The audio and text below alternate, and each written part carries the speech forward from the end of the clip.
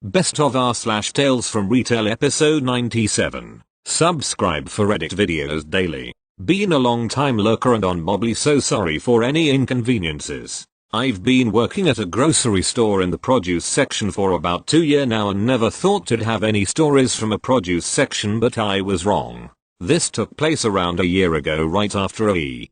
coli scare in Romaine that jacked up the prices of all the lettuce. But anyways, this lady and her husband came in one day when I was working by myself and asked about a 99-cent sale on lettuce. I told her no, sorry, it's $2.99, and she just went off on a tangent about how she saw in one of our ad flyers that it's supposed to be 99 cents and she needs it at 99 cents. I know sometimes we can make a mistake and not put up our sale tags sometimes, but knowing it was after the Romaine thing, it's not possible to be 99 cents. So I tried to keep my cool and professionalism and told her she can look at a flyer if she wants, but it's not 99 cents. But she just kept it ranting. It took till her embarrassed husband started to push her out of the section and get a flyer to show her it wasn't on sale. Once she saw it, she just walked really fast away. Not sure if in embarrassment, but sure got me laughing. Thank you. Next. Long-time lurker. First-time poster.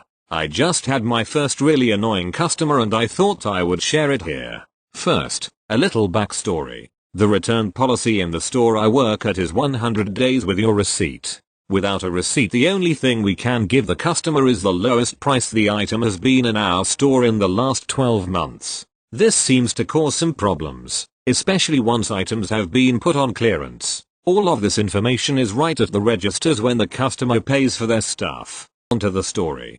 I was the only one working cash at the time and a woman walks into the store and makes a beeline for my register.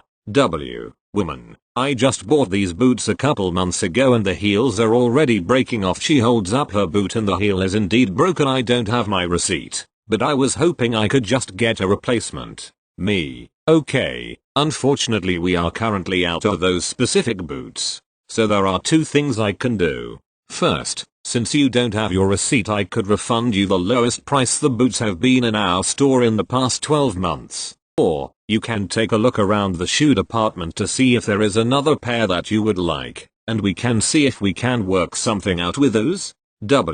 Okay, I'll go take a look around for a bit. She then takes her boots and walks around the shoe department for a bit. A couple minutes later she comes back. How much would I be able to get as a refund? Me, I'm not sure offhand, let me check real quick. I grab one of her boots so that I can type the style number in the computer. Since the boots no longer had their tag, I couldn't just scan them in. As I'm doing this, the woman keeps talking to me. My boots should not be breaking after just 2 months. Me, I agree, there must be some defect in them. You can see they are barely worn. I've only had them for 2 months. This went on a couple more times. At this point I was annoyed with her constantly trying to convince me to give her a refund, when I was already trying to do exactly that. Me, it's not longer a matter of if I can give you a refund. The boots are defective. It's just a matter of how much I can give you back, and I'm trying to figure that out now. By this point I had been able to pull up a refund and figure out how much she would get back. Me, it looks like you paid about $54.99 originally. Unfortunately, since you do not have your receipt with you, the most I can give you back is $34.99. The woman just stared at me without saying anything. Me, if you would like, I could put your refund on a merchandise card. Yeah, okay. The woman then picks up her boots and puts them back in her bag. Me, I'm going to need your boots. What? Me, for the refund. I'm going to need your boots so I can give you the merch card. Number, I'm keeping my boots. They are broken. Me, well, I can't give you the merch card without your boots. Wait, I paid full price for the boots. Why am I only getting that much back? Me, since you don't have your receipt, this is as much as I am able to give you back. But I paid full price. Me, I'm sorry, this is company policy. I'm only able to give back the lowest amount these boots have been in the past 12 months. But I paid full price, I should get full price back. Me, I'm sorry, this is all that I can do. Ugh, fine, just give me that amount. but I'm keeping my boots. Me, I'm sorry, but I'll need your boots. I can't just give you the money without getting something. It's one or the other. W, but I paid full price. If I can't get a full refund then I'm keeping my boots. Me, like I said before, without your receipt I can't give you your full return. And I can't give you this partial return without getting your boots in exchange.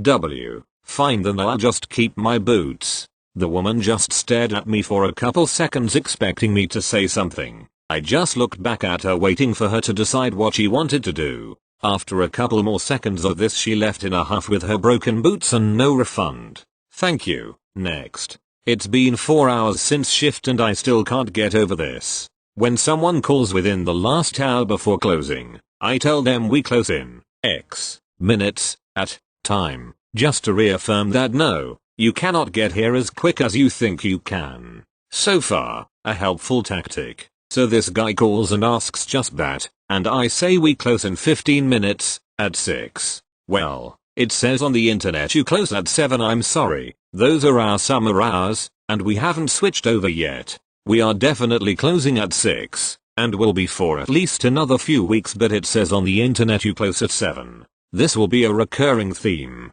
I ask him on what site he's seeing this on, as I have my suspicions. The internet, he says with emphasis. My dude.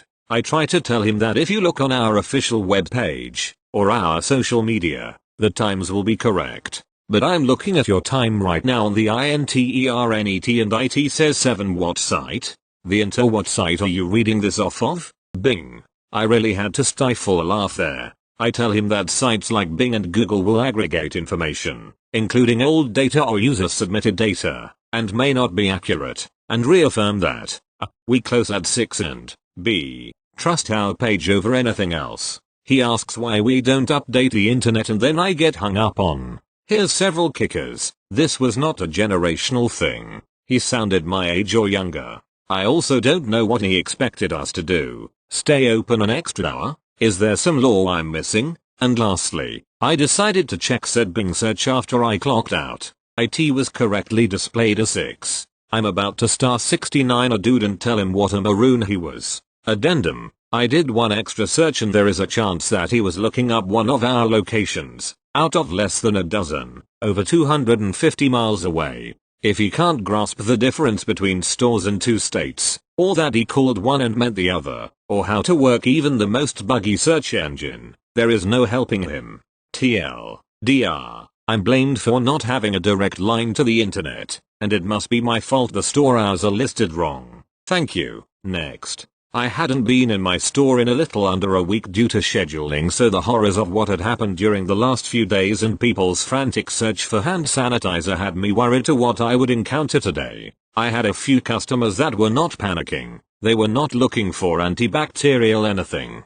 Just normal people I see every few days, and then this lady comes along. She starts telling me about how she never seems to get to the store on time to use her coupons and she was excited to get to use one this time. Fair enough. The only problem with this is she only took a screenshot of her email saying she received a coupon but not the actual barcode, to which I told her she could log in the website on her phone and get the reward, or she could bring up the email which would have a pop-up for me to get the barcode. Neither of these answers are options she likes and wants to know why it doesn't show up on our system what coupons she has when we look up her account. I told her that it was out of my control, but I can give her the number for the company's customer service line to give them feedback. She waves it off with a groan and her eyes rolling. So she tries the method of scrolling down her emails instead of using the search function, which annoys the hell out of me, but guess that's a millennial problem? Complaining about how she just saw it and it mysteriously disappeared. I had her check the spam and trash sections of her email with no luck.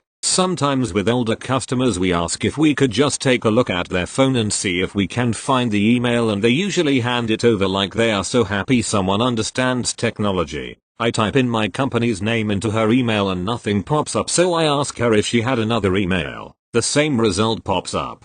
So I remind her that if she logins into the website there's a section called rewards that will have the barcode there. I don't believe you. It didn't work before, so why would it now? And so you're telling me that I'm not allowed to use my coupon because I don't have it barcode. Silence and staring. No. Without a barcode I cannot reduce the price of the transaction. It needs to come from your email. She continues to insist that she has a valid coupon and she just saw it but somehow can't find it anymore. That she is disappointed in the company about lying to her and how she's on a budget, so she if can't find this $5 off coupon she'll have to leave her $15 transaction behind. There's nothing I can do without a barcode and there's no amount of PLS I am on a budget is going to get me to get a manager to override it for her, especially after being rude to me. I had her give me her phone number to verify that she's searching through the right email inbox and she continues with ranting about it was a flawed system, which sometimes I do agree with but not now, so I decided to try the website option again. We get her phone to load the website while she complains about the store not having Wi-Fi and I ask her to log in. I don't know my password. At this point my co-worker has a line about 8 people and this woman is absolutely nutty about this coupon that only she saw, so I reached over and flipped my light on to signal that they can come to my register because that seems to hurry along people that refuse to leave when they can't get their way. Within a minute of me flipping on my light she remembers her password and logs into the account, finds the coupon and tada! Instead of it being $15.67 it is now $10.67. As a goodbye I remind her about the survey and that's a good place to leave feedback for improvements, and she shuffled out with her purchase without saying anything else. Thank you. Next.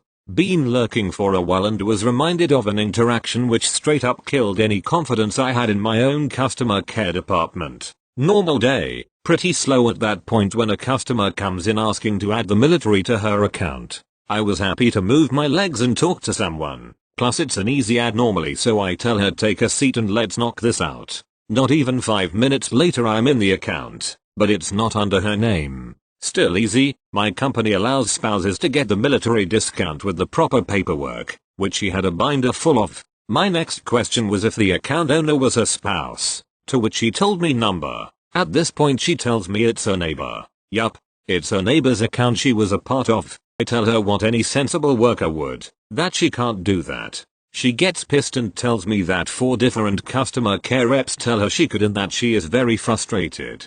I apologized profusely and said that some reps have no idea what to say and just try to get you in store. In the end, I couldn't do it and she said she would be calling to complain about this waste of time. I don't blame her, and honestly, this is the reason I don't touch anything relating to customer care. I can't trust those idiots. Edit. Unnecessary words. Second edit. She had the first name and did numbers my company uses to identify co-workers for over the phone help and stuff like that. We have to give them if asked, for reasons concerning possible complaints and tracking. Thank you. Next. Here's a funny one for you all. So today I get this mother with her 2 boys. Right off the bat the youngest boy asks me if I eat the barcode will the sensor go off when I leave the store? First off, I'm one for randomness, but I had to do double take and be like WW what? He explains further and I look at the mother then humor them by saying you can return them to the hospital. She starts cracking up and plays along, then I ask how old he is and she's like 13. I say oh well you can only return them before they turn a teenager.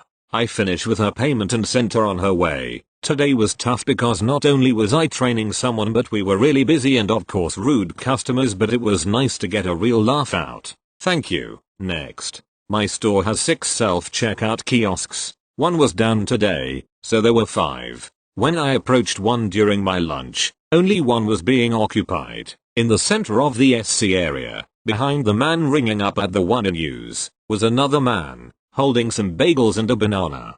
I pointed to one of the free checkouts, and he just ignored me. Okay, whatever, maybe he was with the other guy. So, I start ringing up, and suddenly, I realize he's behind me, holding up his things. We have some customers who will only use one particular register for whatever reason. He also might have just been spacing out and only noticed other checkout kiosks were opened. But, there were still 3 open. I was midway through my transaction, and to be honest, I did not want to finish it while I had someone right over my shoulder. Regardless, I stop and turn to ask if he needs anything/help. He doesn't say anything, and instead just lifts up his items. I ask if he needs to use the register to pay, and he once again holds up his items. I flag the person manning SC to override my transaction/club number, with the intention to help him. He might be spacing out, tired, etc. The SC clerk informs the guy that there's a free kiosk right next to mine, and just as he says it, another employee and security are right behind him, not saying anything, just watching. He goes to the kiosk, has no problem ringing up everything, then when it comes time to pay, he finally speaks up, without even checking his pockets, announcing, "Oh, I forgot my card," and he just walks out. Apparently, he has a history of shoplifting from the store, and the security/employee was following him. He got paranoid, and went to the front to look like he was going to pay, with the intention of either being able to walk out when nobody was looking or having someone feel bad and pay for it. He does this frequently enough that they knew he was going to try to do it, though this was the first time he loitered around self-checkout to solicit people or steal.